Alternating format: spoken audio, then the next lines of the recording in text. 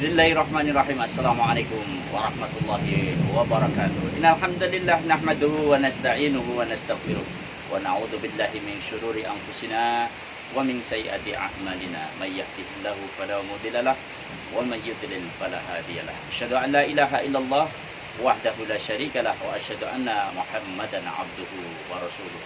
Allahumma shalli wa sallim ala sayyidina Muhammadin wa ala alihi wa ashabihi wa mawalah. Amma ba'd. Para sahabat rahimakumullah, alhamdulillah kita berjumpa kembali di edisi outdoor Majelis Taklim Yaqwa bersama Yaqwa, bersaudara, berilmu dan beramal.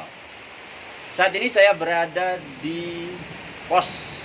Ya, ini pos apa? Bisa disebut pos kamling, bisa juga disebut sebagai pos jaga warga, ya. Tepatnya di perumahan tempat kami tinggal, perumahan Gria Sekar Gading. Pada kesempatan yang berbahagia ini, alhamdulillah kita bisa ketemu. Suasananya seperti ini, hujan, ya. Ini saat ini hujan, cukup lebat hingga saya harus pakai jas hujan ini teman-teman semuanya. Alhamdulillah wa syukurillah kita bisa ketemu dalam keadaan sehat walafiat. Cuacanya sangat syahdu ini, ya. Salawat salam semoga tersanjung kepada baginda Nabi Muhammad SAW, keluarga Rasulullah dan para sahabat yang sunnah-sunnahnya kita ikuti dan syafaatnya kita nantikan di yaumil akhir kelak. Pada kesempatan kali ini edisi outdoor, para sahabat semuanya, kita akan melihat lingkungan. Ini kita berada di tempat di mana kita bersama kawan-kawan di sini berusaha untuk bisa menjalankan apa yang diperintahkan oleh Allah Subhanahu wa taala dan Rasulnya, yakni dengan bersama-sama memelihara kelestarian lingkungan. Kalau kita baca dalam Al-Quran, Allah Subhanahu wa taala menunjukkan kepada kita perihal bagaimana lingkungan ini bisa rusak karena perbuatan manusia. Misalnya kita buka di surah Ar-Rum ayat 41, A'udzubillahi minasyaitonirrajim, Baharul fasadu fil barri wal bahri bima kasabat aydin nas. Telah nampak kerusakan di darat dan di laut karena ulah dari manusia. Nah, sekarang apa ulah manusia yang membuat darat dan laut ini menjadi rusak? Tentu saja adalah apa yang diperbuat manusia dalam memenuhi kebutuhannya. Tetapi tidak hanya itu, ternyata manusia punya banyak keinginan. Yang dari keinginan itu muncullah perilaku konsumerisme, sehingga memunculkan penggunaan sumber daya yang berlebihan dan akhirnya menghasilkan sampah, menghasilkan sisa-sisa dari apa yang dilakukan oleh manusia dengan kebutuhannya. Ini ya, sisa dari makanan, sisa dari kebutuhan, juga proses industri pembuatan barang-barang yang diperlukan oleh manusia, akhirnya melahirkan sampah-sampah. Nah, sampah-sampah inilah yang menjadikan baharul fasadu fil barri wal bahri, yakni rusaknya darat dan laut bima kasabat aydin nas, karena ulah-ulah tangan manusia. Kami di sini bersama teman-teman di Sekar Gading mencoba untuk bagaimana berusaha bersama-sama dengan segala keterbatasannya agar sampah ini bisa kita kelola dengan baik. Maka teman-teman nanti akan saya ajak dengan putaran kamera apa yang telah dilakukan oleh teman-teman kita di sini.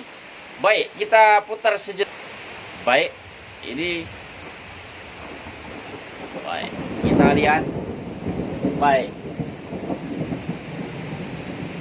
ada 3 kotak, ya. Ada lubang di sana, ada warna merah, hijau, dan kuning. Ini kebetulan di sini sudah hadir beberapa teman-teman kita. Boleh kita bertanya? Ada Bunda Raras kayaknya nih. Bunda Raras, assalamualaikum. Waalaikumsalam. Baik Bunda, bisa masuk ke pos sebentar Bunda? Oke. Baik. Ini kita sekarang sudah bersama Bunda Raras. Bunda bisa dijelaskan yang merah apa, yang hijau apa, yang kuning apa? Ini teman-teman sambil kita lihat ya. Oke. Baik. Untuk kotak yang hijau itu adalah kotak yang bisa untuk menampung. Jadi kompos sampah-sampah organik yang masih baru dimasukkan ke kotak yang hijau. Sedangkan kotak yang warna kuning dan merah itu kotaknya sudah penuh, jadi dalam proses pengkomposan demikian. Kenapa warnanya harus kuning dan merah? Ada dua warna yang berbeda. Yang paling lama itu yang merah. Yang paling lama yang merah, Ya, yang betul. kuning yang sedang diproses ya. Iya. Baik teman-teman sekalian. Jadi pada dasarnya bagaimana caranya kita bisa berbudaya namanya zero waste. Zero itu nol, waste itu sampah. Sehingga kita memproduksi nol sampah alias tidak memproduksi sampah. Bunda Raras, bagaimana idenya zero waste itu sendiri dari kacamata gerakan budaya zero waste ini? Bunda, silakan Bunda. Apa sih semangatnya zero waste? Tadi saya sudah sampaikan, zero itu artinya nol, waste itu sampah. Berarti zero waste ini adalah nol sampah. Tapi apa sebenarnya spirit dibalik zero waste itu?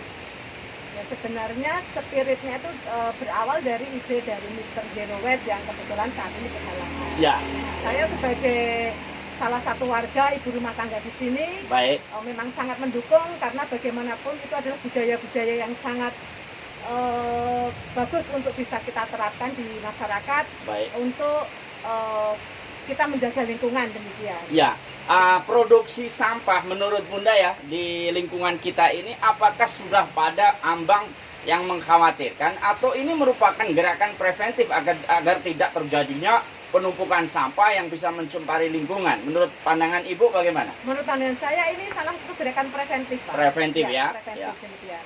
Ya, para sahabat rahimakumullah, kita akan hidup seperti apa? Kemudian kualitas hidup kita akan seperti apa? Kualitas hidup anak cucu kita akan seperti apa? Ini sangat tergantung dari usaha-usaha yang kita lakukan saat ini. Rasulullah SAW memberikan kepada kita rambu-rambu bahwa kita tidak akan berubah nasib kita ini kalau kita tidak mengubah nasib keadaan kita di kita sendiri. Ya, ini mentalitasnya, kemudian sikapnya. Bunda Raras, kalau kita lihat ke depan ini di kompleks ini juga ada, boleh ya kita lihat ke arah baik ya, dari pos ini ada taman ya kita punya. Baik, ada enggak sambungan semangat antara taman dengan zero waste culture ya, budaya zero waste ini Bunda? Bisa disampaikan Bunda, silakan. Ya. Saya rasa tetap ada kaitannya ya Pak, karena itu adalah taman toga, Ya. taman untuk taman obat keluarga. Ya, Jadi tempatnya juga agak bersisian. Jadi, saat membersihkannya pun kita bisa kedua-duanya kita tangani seperti itu. para sahabat, ini menanam ya. Menanam ini adalah satu amalan soleh yang orang mungkin tidak berpikir bahwa itu adalah amalan soleh. Tidak hanya 3 hal yang sering diingat-ingat sebagai amalan jariah, yakni anak yang soleh, yang mendoakan, kemudian sodakoh jariah, kemudian ilmu yang bermanfaat. Diingat-ingat ya bahwa orang yang menanam tanaman, di dalam hadis Rasulullah SAW disebutkan tanaman kurma, itu salah satu yang pahalanya akan terus mengalir. Nah, salah satu juga yang sangat penting nih para sahabat ingat, bahwa Rasulullah SAW memberikan kita petunjuk orang yang menanam ya.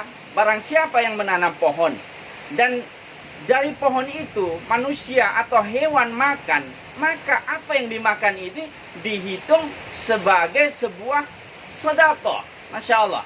Jadi sedekah ini tidak terbatas pada kita punya harta, kita berikan kepada orang yang butuhkan.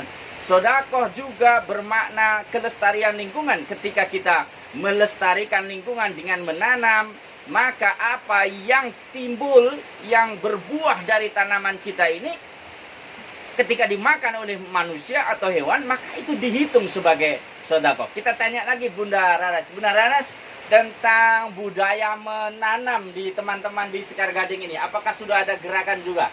Apa yang harus ditanam? Apakah ada kewajiban setiap orang untuk menanam? Yang ditanam apa? Lahannya bagaimana? Silakan Bunda. Untuk penanaman, karena lahan kita terbatas di perumahan ya, nah ini sudah ada kesepakatan ya, ini sudah dikoordinir oleh RT.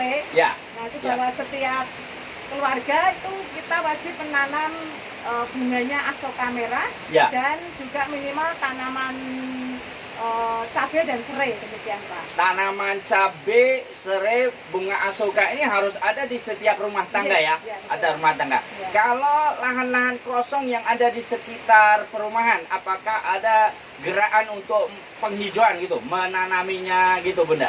Bisa disampaikan pada para sahabat di Oke. sini.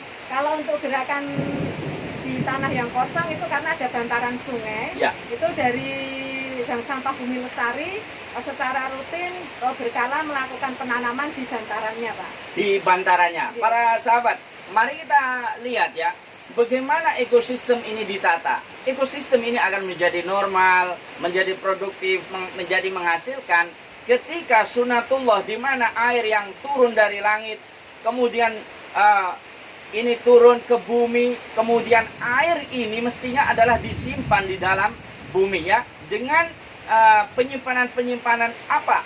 Melalui pohon-pohon yang kita tanam. Betul nggak Bunda Raras begitu idenya? Bahwa pohon-pohon ini mestinya ini memang terus kita lestarikan, karena dengan begitu reservoir air kita secara alami ini akan tetap terjaga. Ya, betul sekali Pak. Kemudian kita punya sungai ini, teman-teman tadi sudah saya tunjukkan ya, ada sungai ini, perumahan Gria Sekar Gading ini sangat istimewa. Ini seperti teman-teman yang sering bayangkan di surga kelak kita akan diberikan kenikmatan di mana tajri min tahtihal anhar, di bawahnya mengalir sungai-sungai. Ini baru di dunia saja kita sudah senang nih punya sungai gitu.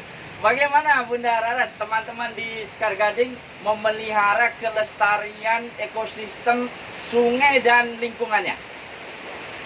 Kalau dari kami memang untuk sampah dilarang, tidak berani membuang sampah ke sungai. Makanya kita dengan adanya sistem komposter seperti ini kan, sampah-sampah semua sudah terkondisikan dibuang di tempatnya demikian, sehingga kebersihan air sungai diharapkan bisa terjaga. Masya Allah teman-teman sekalian, jadi ini bagaimana agar orang tidak buang sampah, ini tidak serta-merta selesai dengan ceramah saja. Jadi kita tidak hanya mengatakan tidak boleh buang sampah ke sungai, kita mesti cari akar permasalahannya, mengapa orang buang sampah ke sungai. Kalau pakai logika yang sederhana, orang buang sampah ke sungai karena dia tidak punya tempat untuk membuangnya. Atau mungkin terlalu malas untuk membuangnya, atau tidak tahu apa akibat buruk dari membuang sampah di sungai. Bunda Raras sekarang ke budaya pilah sampah ini. Sebenarnya bagaimana teknis dari pilah sampah itu? Kalau di RT kami, di RT-nya Pak Rohani, Ya. Ya. Itu pilah sampah memang budayanya dimulai dari rumah. Ya. Dari masing-masing rumah punya tempat pilah sampah organik dan anorganik. Anorganik dan organik. Yang anorganik yang anorganik yang tidak hancur. Tidak hancur. Yang organik yang bisa hancur. Ya, nah, ini dipisah. Setelah dipisah, nah, yang organik dimasukkan ke komposter. Yang organik teman-teman sekalian ya, jadi yang bisa hancur dimasukkan dalam komposter. Ya. Yang anorganik dipisah-pisah antara yang plastik dengan yang kertas. Ya. Kalau yang maksudnya yang masih bisa didaur ulang itu kita pisahkan. Yang bisa didaur ulang dipisah, plastik sendiri, kertas sendiri. Setelah terpisah nanti di-pool di bank sampah. Di bank sampah ya, di pool. Itu yang tadi ya, yang masih bisa di-recycle ya. Baik. Kemudian kalau begitu, kalau yang busuk-busuk masuk ke komposter, kemudian yang bisa didaur ulang ke bank sampah, itulah teman-teman. Maka yang terjadi kalau itu dilakukan, Bunda Raras ya, jadi kita akan menghasilkan sampah yang minimal, begitu kan? Idenya seperti itu. Para sahabat yang dirahmati Allah Subhanahu wa Ta'ala. Jadi inilah apa yang sedang kita ungkap ini merupakan pengejauhan tahan dari apa yang harus kita lakukan ketika kita telah mengetahui konsepnya. Konsepnya adalah an-nadhafatu minal iman. Kebersihan sebagian daripada iman. Lalu kita tidak cukup mengerti itu, kemudian kita bisa meningkatkan iman kita. Di balik logikanya adalah kalau sudah mengerti konsepnya, bagaimana orang agar tetap bisa hidup bersih. Maka ini teman-teman di Sekar Gading ini telah berusaha bagaimana agar tidak memproduksi sampah yang berlebihan dengan tadi pilah sampah. Kita tanyakan juga kepada Bunda Raras bagaimana respon dari kawan-kawan sejauh ini dan harapannya Bunda tentang pilah sampah, kemudian memaksimalkan komposter, budaya untuk pilah sampah dan juga untuk tadi semangat budaya zero waste-nya. Bagaimana dari sisi sosiokulturnya, bagaimana hubungan antar manusianya, semangatnya teman-teman sekalian. Ya, alhamdulillah sampai saat ini sambutan maupun respon dari warga cukup baik. Belum bisa dikatakan 100% memang, Ya. tetapi sudah semakin meningkat dari waktu ke waktu. Mungkin teman-teman yang tadinya belum memahami, melihat manfaatnya, jadi tergerak untuk mengikuti demikian. Baik teman-teman, itulah mengapa mengajak kepada kebaikan ini menjadi sesuatu yang sangat memuliakan. Ya, kita semuanya ini menjadi baik karena kita mengajak kepada kebaikan. Pada edisi yang lalu kita pernah membicarakan tentang perintah mengajak kepada kebaikan ini. Masih ingat ya teman-teman sekalian, ketika kita bacakan firman Allah, kuntum khaira ummatin ukhrijat linnas. Kamu adalah sebaik-baik umat. Kenapa sebaik-baik umat? Ta'muruna bil ma'ruf, karena mengajak kepada yang baik-baik. Wa tanhauna 'anil munkar, dan mencegah dari yang mungkar. Kalau kita bicara yang baik-baik, ini tidak hanya terbatas pada ibadah mahdhah, salat, zakat, puasa, haji, tidak terbatas itu. Lingkungan kita perlu diselamatkan, lingkungan perlu dilestarikan. Itu adalah amar ma'ruf. Kita ajak teman-teman untuk berbudaya bersih, budaya zero waste. Ini adalah amar ma'ruf. Begitu pula nahi mungkar. Jangan sampai orang mengotori, mencemari sungai, jangan memproduksi sampah yang tidak perlu.